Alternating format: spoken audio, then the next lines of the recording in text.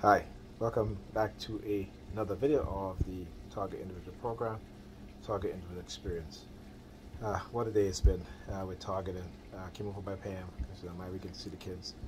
My daughter made a mess in her shoe container with these slime containers, these containers of slime that that she just keeps spilling on the rug and her shoe container. So I had to throw out almost half her shoes because they were ruined. And but earlier we went out and we had to go get Ethan measured at the men's warehouse to get a suit. But of course they know, so they started this whole targeting campaign. And of course I had to take up my phone and start flashing colors in front of their faces. Then they calmed down. Then we went to Macy's, okay. And as we were going into Macy's, I look up. I look parallel to me, and there were two police officers again going into Macy's at the exact same time we were crossing over to Macy's. So I said, okay, this should be fun. So we get into Macy's now, and they started some of the workers that's in there targeting me, and what have you. And so again I started targeting them back too. Then of course Pam joined in. We were targeting them, but I kind of handled her too, because she was at the register, and I actually pull up a color on my phone and I flash it in front of her face so she can see, so she can stop. Right? So we left Macy's, went to Nordstrom Rack, and again, same thing, same type of target and what have you. Oh, before I forget, let me go back. So while we were in Macy's with the heavy targeting, and me targeting them back also, we go back and forth, psychological warfare. And as usual, the police shows up with the sirens as usual, So then they all started looking at me in a very strange way, what have you. But I just kind of ignored it.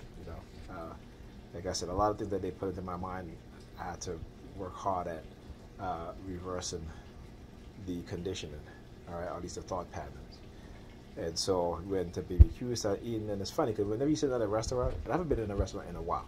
I mean, in a long time. So it's my first time going into that, eating at a restaurant, with her and the kids. And I keep seeing like the waiters, the assistant manager kept walking next to our table and just standing there, looking at me, and then walking back. I'm just doing these hand signals as they do these hand signals and such and such. And then they had these people sitting next to us again who were sent there to specifically target me. Whatever. I kind of just worked through it. Again, targeting them back, doing hand signals back and forth. And and then came home, but I'm exhausted. I had to have my daughter clean up some of the mess that she made, right? So yeah, I had to have her clean up a lot of mess that she made, and I'm just tired. My legs hurt, my back hurts. I got to take my headache medicine because I know what's going to happen.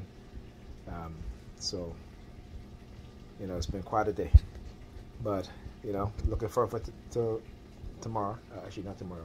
Sunday. Actually, tomorrow. It's not 12 o'clock yet. It's Sunday because I'm spending the night over here. And here's another thing too.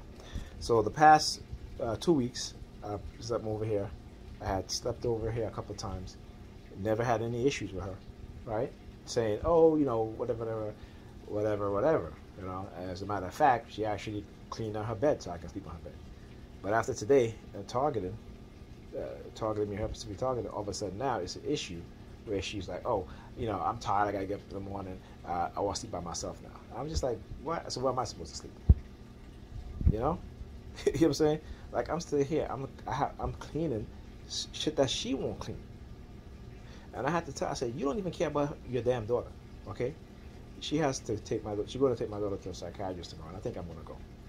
Because I'm not going to let her throw my daughter under the bus, have her lie to the psychiatrist as if it is my daughter's personality and it's her fault, when she don't want to accept accountability for the past 2 years past 2-3 years, okay, ignoring our kids. You know, she's focused and concentrated on her having fun, going out on dates, leaving the kids home by themselves, leaving them home by themselves all day, coming home from work. She coming from work, go to bed, sleeping, don't even, and I have to call every single night to make sure that she gets up, to make sure the kids are in bed. And then what does she do after I hang up with the phone? She goes right back to sleep. All right? So again, you know, you have these women, these modern women, with all, particularly these modern European women who are, you know, the nursing field, the medical field is their biggest employer, right? They're nurses, they're nurses assistant, what have you, such and such, right? They take psychology. Child psychology, as a matter of fact, in college. I took them, right? But they don't apply what they've learned in terms of psychology to rearing their children in a healthy way. And I had to tell her tonight, I said, you are highly dysfunctional, and you're having these kids behave in a highly dysfunctional way. They think backwards, they behave backwards. And I'm trying to correct that. But every time I try to correct it, I get pushback from her. Why? Because she doesn't want to see her kids succeed, because her life didn't pan out how she wanted to pan out, because she followed the lies. She believed in the lies. And it's like with most modern European women, they follow the lies, they believe in the lies, and later on in life, they realize that, you know what, it's been a lie. But to think that they would self-correct, no, but they want you, the man, to self-correct. You need therapy as a man. You need that, not them. They're perfect. Nothing wrong with them. It's always the man's fault. But again, this is how they're conditioned by these white, racist, corporate elites, these white racist psychologists, they're white racist co-workers who are playing them, who are manipulating them into destroying their relationship, their kids, their family, their community. Okay? But I tell her, I said, listen, you keep following those lies, you're going to be 50 years old. You're not a 20-something-year-old. Okay? You're going to be 50 years old. But you have the mindset of a child. And I said to her, you need to get therapy. And excuse the noise in the background. That's just the washing machine. But yeah. And what does she do? When I tell her, I say, you don't care about your daughter? Nothing. She says nothing. She says nothing. She thinks taking her to see a psychiatrist is going to help the issue. You guys see her in her apartment, right? How messy. I mean, it is like bordering hoarder level. And she think that living like this, okay, doesn't affect the kid's mindset. She think that it is the kid's fault, something that's within them. Not her lack of parenting skill. Not her abandonment of her children. And she think by giving them money, taking them on trips, is going to fix everything. And she's doing the exact same thing her mother has done to her. Yet she is not self-aware of the mindset that she has. Anyhow, I'll talk to you guys in the next video.